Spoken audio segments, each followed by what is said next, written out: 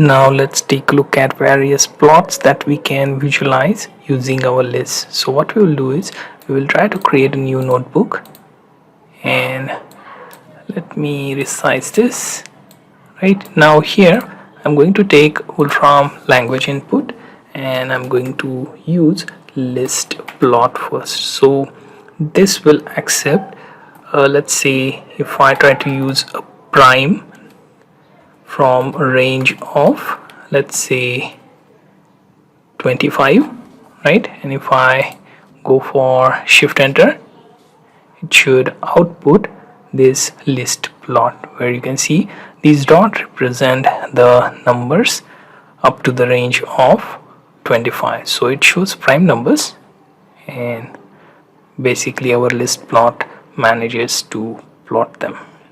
Similarly, what we can do is we can also have ListLinePlot, right? So within Wolfram language, ListLinePlot, and this basically takes in your list of numbers 1 1, then 2 3 5 8, right? So some of these numbers that I have come up with, and if I use shift enter, you can see it has manages to plot your line on these numbers. So basically this list is now converted into a line plot. Now let's say if I want to plot ListStepPlot, where you can say each step has a specific level until it raises to next point. So we will try to draw that. So let me clear this. Then Wolfram language input, here you see ListStepPlot, right?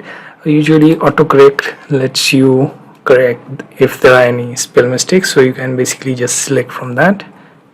Now here let's give it some input: 1 1 2, then 3, then 5, then 8, then 13, right, and 21, right? So it should draw that stepwise increment of our list range, right? So here you see first values where 1 remains same, then increases to 2, then 3 5 8 13 21, right?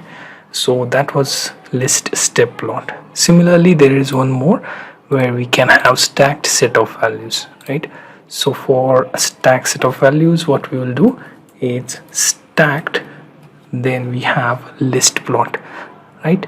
So stacked date ListPlot is also there, but we are going to take a look at StackedListPlot. Now it accepts your total, let's see, multiple stacks. So we will go with first where we see total 10 numbers we will take. So 3 2 1 6, then let's say 4 7, then again 7, then 2 3 1, right? Now on next, what we will do, we will come up with another set of numbers: 7 8 8 3 5 9 10 3 10 10, right? Then let's see another set of 10 values: 10 2 4, then 8 4, then 10, right? Then 8 4, and then 5, right? If I do shift enter for this value, you can see the stack list values are displayed with this plot. Now what if you have a list of log values, right? So we will try to check that. So we'll get Wolfram language input, so list of log, right? So LogPlot, and it should have a table of values, right? Within that, let's partition skew we will get, and then it should have this, let's say value of n, and then comma, and then we have n50, right? Hopefully I didn't missed any bracket. Next, shift enter, and let's see your log values being plotted with this particular list of values. Right now there is also list log and then linear plot, so there is only difference of, let's say, few things here. So like, let me clear this, and let's see list log and then linear plot. Right now what it takes is table again,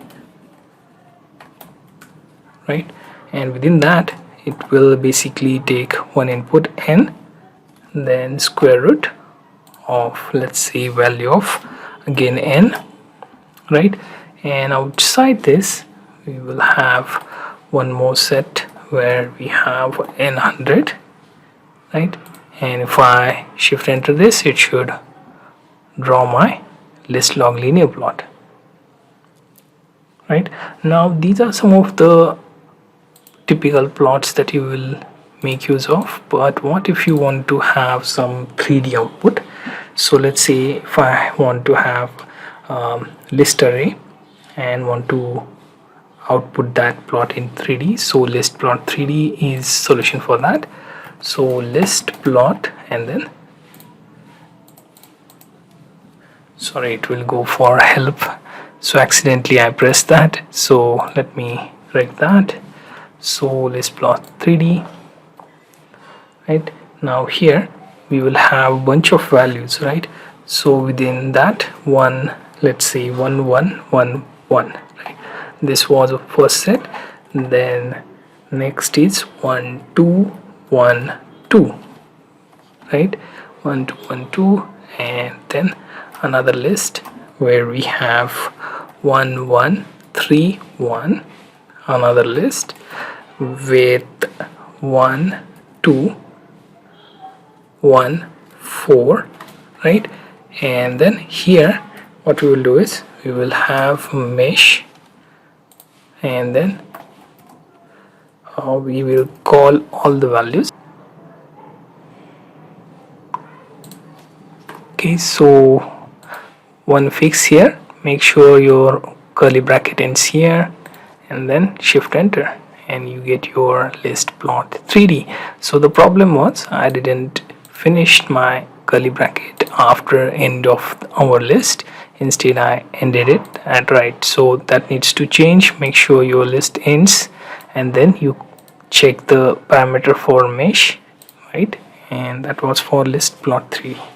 Right now another thing is for array plot 3D, so we select everything, then clear, and then language input. Here you have, let's say, random integer, so let's select from that, and we choose 5 5 5 3 times, and once we have this value, next is we are going for, let's say, array plot, and then pass our value of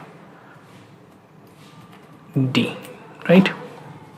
So I use this semicolon so that it will go to next line without showing the output. Now if I use shift enter, it should output array plot 3D. So here you see array plot 3D that you can literally use mouse over and view, right. So that's array plot 3D. Now next is, okay, so let's go with MatrixPlot.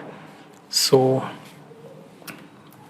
we type in MatrixPlot, and within that we have list of values 1 2 1, then we go for 3 0 1, right, and then 0 0, and then -1, right. If I do shift enter, it should output the matrix plot with different range of colors, showing that in output. Similarly, one more thing that we missed is array plot 2D, which earlier we checked for 3D output. Here we can take a look at array plot. Okay, instead of 3D we just use array plot, right? So let's go with 1, then 0, then 0, right, and then 0.3. Now the next is 1, 1, then 0, then again 0.3, right, and then one more which shows 1, 0, 1, 0.7, right, and then shift enter, and you get array plot 2D, right, with two color ranges from black to white, right. Then there is also ListVectorPlot, which we can take a look at. So if you want to have values specific within vector output, like let's say if you want to plot vector field for available set of vectors, you can use that. So let me show you that. ListVectorPlot, right, and it should take table of inputs, right, and let's say within that we will have something like y, then minus x, right, and then x, then minus 3, then 3 and 0.23, right, and then we basically have minus 3.3, sorry, 3 minus and 3. If you want you can have 3.2, 3.3, but let's just go with some known values, right, and then finally, so we have like 10 values.